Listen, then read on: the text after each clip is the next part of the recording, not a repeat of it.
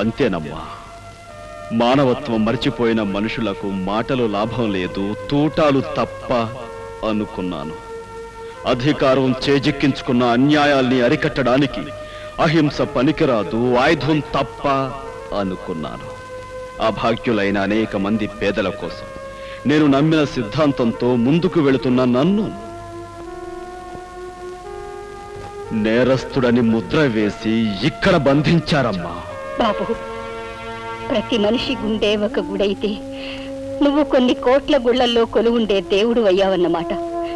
ఎంతో మంది తల్లులు చెల్లెళ్ళు నిన్ను చూడడానికి వస్తున్నా నీకు దగ్గరగా ఉండే ఇంతకాలం నిన్ను చూడలేని దౌర్భాగ్యరాలనయ్యాను నేను. అలా అనకమ్మా. కావాలనే నీకు కనిపించకూడదనుకున్నాను. అంటే అంటే నేను ఇక్కడే ఉన్నట్టు నీకు తెలుసా బాబు? తెలుసమ్మా. తమ్ముని చూసిన మరుక్షణంలోనే వాడిని గుర్తించాను. నువ్వు వాడి దగ్గరే ఉంటావని ఊహించాను. మరి అమ్మని చూడాలని, అమ్మా అని పిలవాలని అనిపించలేదా బాబు? అనిపించింది. తమ్ముడికి నిజం ఎక్కడ తెలుస్తుందోనని గుండె రాయి చేసుకున్నాను. బాబు. అవునమ్మా.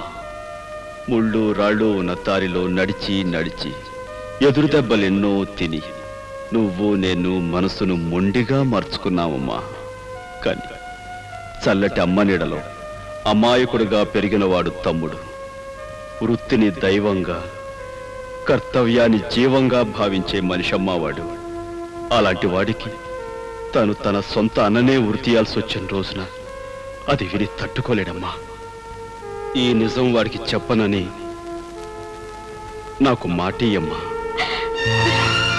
నా నోటితో నేను చెప్పను బాబు, కానీ ఇక నుంచి నీ కోసం కలతపడే ఈ తల్లి మనసుకు మాటలు వస్తే మాత్రం నేనేం చెయ్యలేనురా.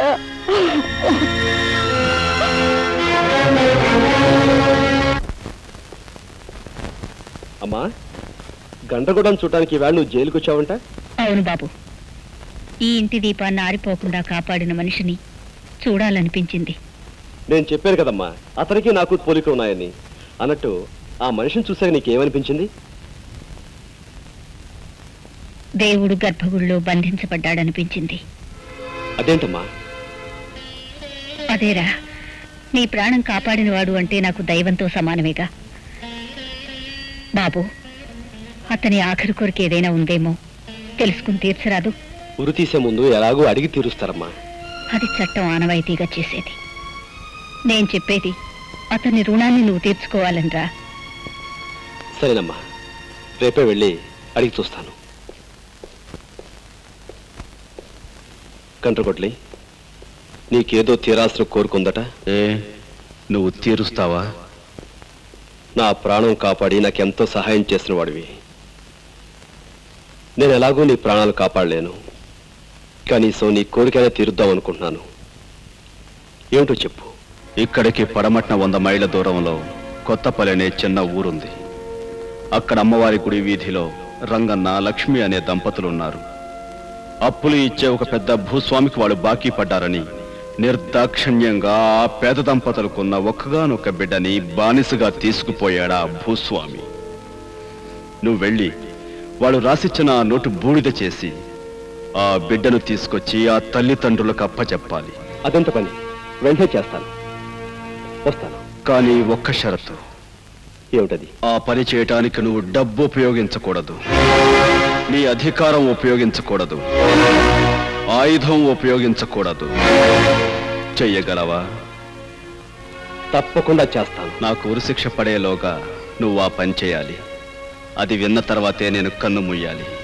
అంటే వారం రోజుల్లోగా దాన్ని నువ్వు సాధించుకురావాలి. తప్పకుండా నీ కోరిక తీరుస్తాను, వస్తాను. వెళ్ళు తమ్ముడు, వెళ్ళు. జనారణ్యంలో జంతువుల గురించి కొంతైనా నువ్వు తెలుసుకుంటావు.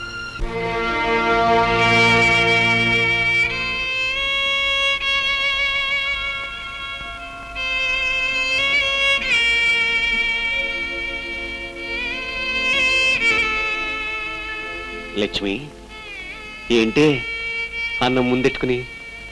పసివాడి కోసమేనా? అవునండి, అలవాటు ప్రకారం 3 కంచాల్లో ముద్దలెట్టాను. ఆ తర్వాత తెలిసొచ్చింది చంటోడు మన దగ్గర లేడు కదా అని.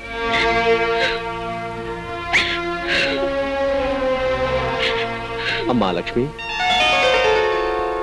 అన్నా అన్నా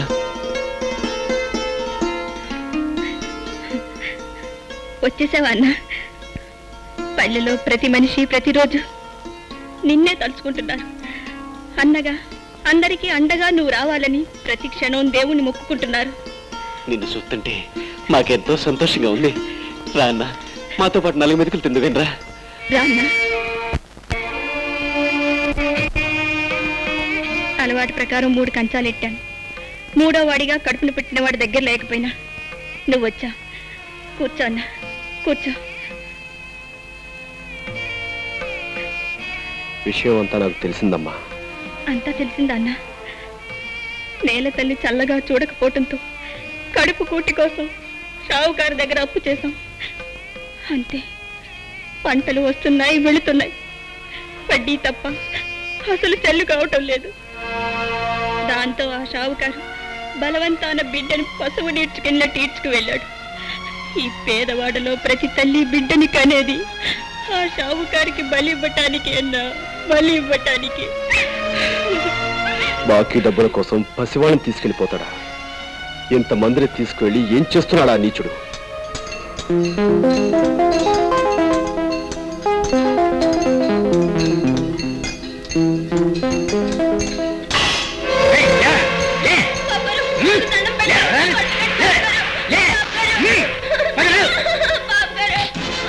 రాస్కల్, నువ్వు మనిషివా పశువా?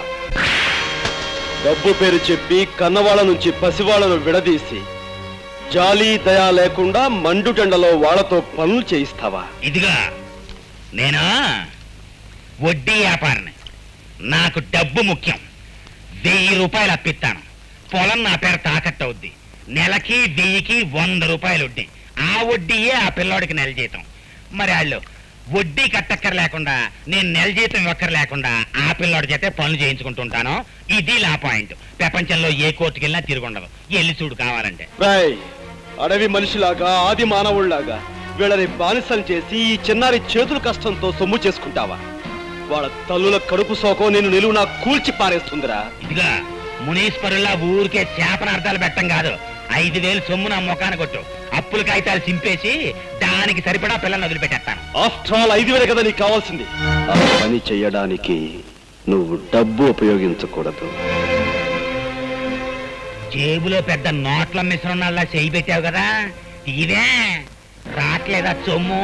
సొమ్ము రావటం కాదురా, నీ పీకల మీదకి చట్టాన్ని రప్పిస్తాను. ఈ పసివాళ్లతో వెట్టి చాకరీ చేయిస్తున్నందుకు నిన్ను కటకటాల వెనక్కి పంపిస్తాను. ఏమిటాయా కేసు?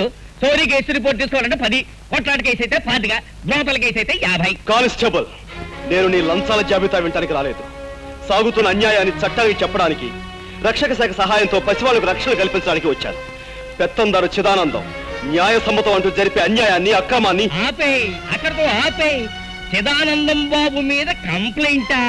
అవును, అండర్ సెక్షన్ 307 of IPC. నిద్రయోనం లేపి చట్టాల గురించి ఇంగ్లీష్ లో చెప్తున్నావు. ఎవడవరా నువ్వు? నేనా? నీ అధికారం ఉపయోగించకూడదు. ఏట్రా మర్డర్ కేసులో ముద్దాయిలా చూస్తున్నావు? బొక్కలో నొక్కేమంటావా? కానిస్టేబుల్, నీకు కాకి బట్టలు కట్టబెట్టి అధికారం చేతిలో పెట్టింది ప్రజలను రక్షించడానికి తప్ప భక్షించడానికి కాదు.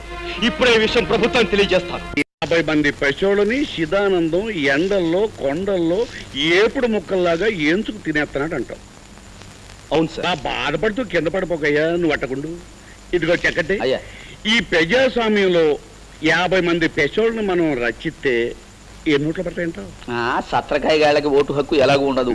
కాకపోతే తమరి సహాయానికి సంతోషించి వాళ్ళ తల్లిదండ్రులు అన్నదమ్ములు మొత్తం కలిపి 200 ఓట్లు పడచ్చు.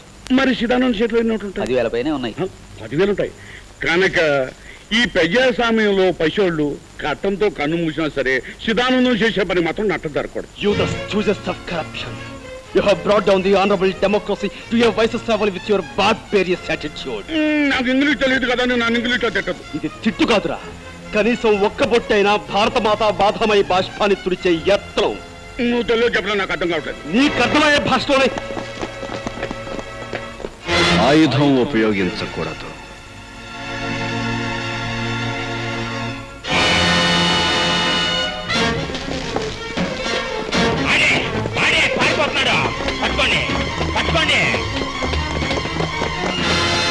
తడకపో. ఆయన్ని పోలీసులు పట్టుకునే లోపల మన మనుషులు పెట్టి ఆయన్ని చంపించాయి. పోలీసులు ఎన్కౌంటర్ లో చచ్చిపోయిందని రాంచేద్దాం. నాతో ఫ్రెండ్షిప్ మొదలెట్టాక నీకు కూడా ఎండన విడియాలు వస్తున్నాయి.